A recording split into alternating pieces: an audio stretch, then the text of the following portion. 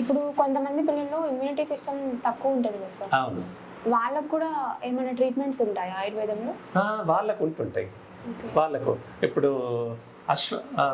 అశ్వగంధ లేహ్యం, అశ్వగంధ లేహ్యం కావచ్చు, లేదు అంటే చ్యవన్ప్రాశ లేహ్యం, ఇవి రెగ్యులర్గా వాడడం వల్ల వాళ్ళకి సీజనల్గా వచ్చే జలుబు కావచ్చు, డిఫెక్ట్స్ కావచ్చు, లేకపోతే ఫ్రీక్వెంట్గా వచ్చే జ్వరం కావచ్చు, అది తగ్గించేస్తుంది. ఇమ్యూనిటీ బాగా పెంచుతుంది దీనివల్ల.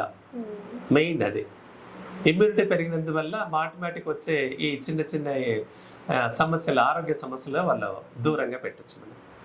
అంటే ఇది ఇప్పుడు వర్షాకాలం కాబట్టి ఆల్మోస్ట్ చిన్నపిల్లలందరూ ఎఫెక్ట్ అవుతూ ఉంటారు కదా సార్? చిన్నపిల్లలకు అంతే, ఒక 1 year దాటింది, 1-2 years దాటిన తర్వాత చ్యవన్ప్రాశ వాడుకోవచ్చు. 2 years 3 years తర్వాత రెగ్యులర్గా వాడుకోవచ్చు. వాళ్ళకి ఇష్యూ ఏ లేదు, ఏం ప్రాబ్లం.